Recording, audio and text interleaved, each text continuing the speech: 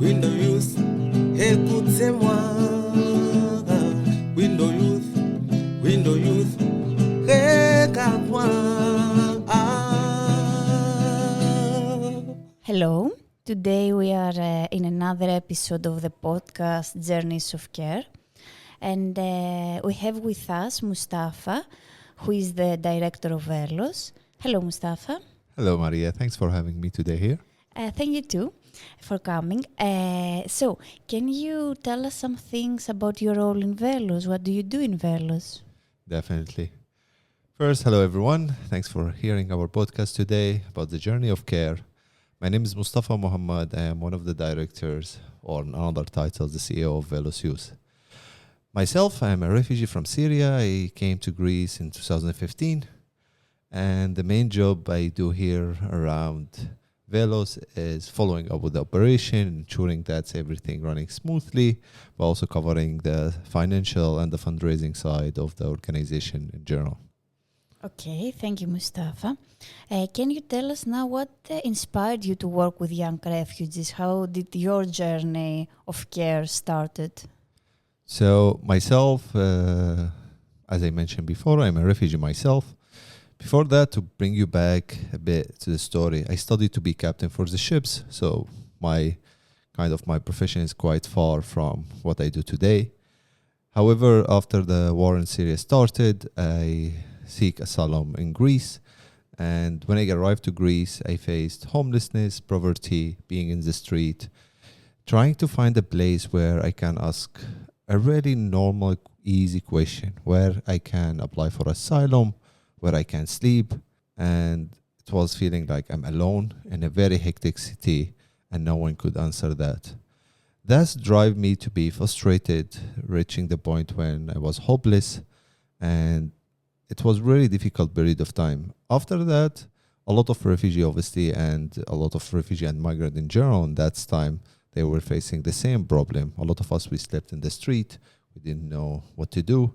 And after that, we start to open an empty old building where we could sleep. It was dirty, it's horrible conditions, still considered as homeless even if you stay in these squats, we call it squats. And we stay there. And of course there is no medical care, still the same journey. There's different building for pregnant women squat, for young people, for families and things. And here where it clicked, I cannot believe what I was experienced, and here where the journey, let's say, of care started for me. When finally I found a way to apply for asylum, I did apply for asylum, and I realized a lot of people left behind and no one could do anything. I was lucky enough that I do speak English and Arabic, so I was able to communicate my need to certain kind of organization or the asylum service. But what about all the refugee, all the young people, all the people who left behind who couldn't communicate and nothing was provided? No culture mediator, no appointment, nothing. So that's the journey. That's how the journey of care started with me when I met the founder of Velos, and he's a partner. And he's like a brother to me, where we thought about what the best solution to be is. It was to create a day center for young people. We cannot host everyone, but we thought about finding a place where the young people could feel safe, answering their question, have access to basic need, hot meal, could help a bit maybe for their journey and give them a push up or a start where they can feel rested for a couple hours. And after we answer their question and we help them out to answer the question, apply for asylum, finding job, and so on. And that was 8 years ago, actually. Okay, thank you, Mustafa. Now, what do you see as the biggest challenge in your everyday job? What would you say? I believe the challenges didn't change much over all these years we've been working. Still, the funding remain a bigger challenge. And I think it's a very classic thing to say the funding situation is difficult and so on. But sometimes I feel like the main challenge is when we try to do all this project and everything support young people. We supported over 7,500 young people. And the biggest challenge for me here is where I can see that the same problem was in 2017. It's still until today. The dilemma, the the bureaucratic system, this is the challenge where we do help young people. A lot of young people move on. But I feel like really sad, and I really get like stabbed in my heart when I see a young person today in 2025 asking how to obtain a tax number. I feel like why does it need to be this complicated? Why there is no governmental system that can answer this question easily and openly? Is the system designed to be difficult, to let people out? I don't know. I mean, it cannot be wrong. I cannot be wrong here. Like 8 years of similar support, different project, I still have the same need. These are the main things, and yeah, that's the main difficult thing. Thank you, Mustafa.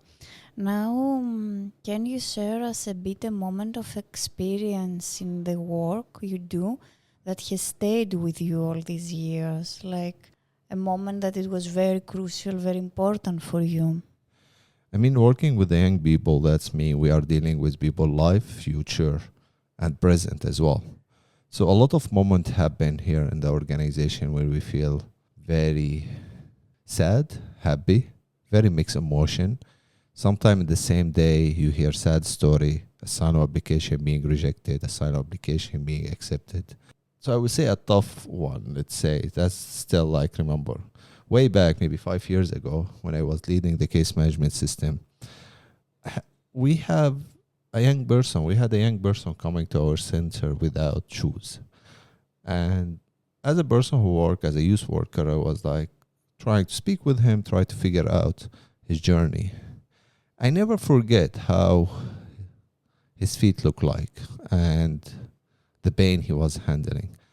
And after that, he started to tell me his story. And I realized this young person was left over from his family. I mean, behind Bangladesh. I mean, this guy never pay a driver, never pay a smuggler, never pay anyone.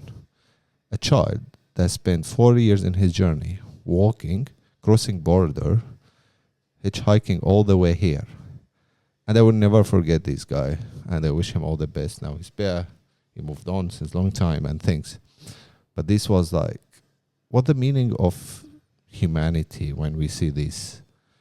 Like after 8 years or now after 5 years knowing this story, I still remember cleaning these kids' feet and try to find a doctor that can examine a very difficult situation feet that the guys never had shoes for a long time. And some people say it's like, wow, do you believe that? Trust me, there is people still in the street without shoes. There is people in detention center when they use a sponge as flip-flop. Still the situation tough, but this guy face journey I will never forget in my life. In another side, another things, because I don't want just to have sad, and I want to tell about different cases when it's more happiness. When young people get rejected 1 time, 2 time, 3 time, and after coming to Velos, having his asylum get accepted, it's a moment, it's a priceless. These kids was close to cry, and we couldn't believe it. Not me even, not the team, but our lawyer did an amazing job to manage to get his asylum application get accepted. It's a small thing we take for granted. All of you, maybe now you are listening to this podcast, you have your ID with you, you have your passport, you never think about this stuff. You never get stopped in the street. But this basic need, basic right, when someone walking in the street without being afraid of the police arresting them, it is for us is a big, big achievement. Having just an ID that it's made out of plastic, and it's really, to be honest, doesn't make any sense for me. But yeah, this kind of moment, and many, many other nice moment as well with the young people, achievement journey, working, football player, chef in a restaurant, and a lot of things. Thank you, Mustafa. Very strong the moments and the experiences you shared. Thank you for this. Now, if I'll ask you to tell us a bit about the lessons you've learned all these years, what would you say? As I mentioned before, I studied to be captain for the ship, so I had money, I had wealth, I was traveling around the world, and I didn't have a care being worried about this basic need. After that, I faced homelessness, and today I'm the CEO of the organization. What I learned the most, we need to stand together against poverty, against all the bureaucratic system, to live together. Humans sometimes feel like we lost the fight and we forget what the meaning of being human in the first place. And today, that's the main lesson to learn, to enjoy the bit I have, to appreciate what I have, actually. The refugee status as I have, which I never think it's a thing. And I did learn a lot from the young people. I did learn a lot from the team. I did learn a lot of things from everyone who I met. I met young people from refugee and migrant background. I met rich people as donor. I met foundations. I met actors, singers. I met different class of this world. And what matter is the heart. If your heart in the right place, you will manage to do far and beyond. And what the most important thing is, when you go to sleep and you put your head on the pillow, can you sleep without thinking if you did right and wrong? The main thing, I can sleep calmly, thinking every day I did change, or my team changed, because all the work to them. The team changed someone's life for better every day. I'll keep this lesson as well. Now, what do you do about your well-being? Like, we both know that this is an emotionally demanding field. So how do you manage to keep your mental health and your well-being on a good level? Yeah, I think this is one of the toughest questions to answer. I mean, as it is difficult, demanding, it's like burnout. I mean, 8 years is quite a long time to be working in the humanitarian field. First, the young people achievement and journey. That's all the time recharge my battery. That's all the time give me the push to continue doing this job. And outside of work, I do enjoy my time. I love the sea. Obviously, I start to be captain for the ship, so I drive to any near beach and just sit, relax, play on my phone. Do listen to different music. I do sometimes put a series in my hometown or like my own country language in the background, because sometimes I feel like disconnected. So that's helped a lot to calm my mind, because I do everything in English, and when I hear another language, my brain somehow switch. And also I love sketching. I love to have a pencil and do random shapes and things, and that's eased my mind a lot, actually. Great. So now if I'll ask you to share a message with a young person that is thinking of working with young refugees, what would you say to him or her? First, I really appreciate anyone thinking in humanitarian field. I think they have a value, compassion, and they know that they're already in the right direction. They need to take care of themselves. They need to know it's a difficult fight. It's not easy. Working in humanitarian field, meaning lower pay, lower living situation, maybe difficult. Sometimes you don't know when the thing can be done, burn out, and all these things. But I would say to them, like, it's worth it. It's always worth it to do some good for another person, because karma will come back all the time.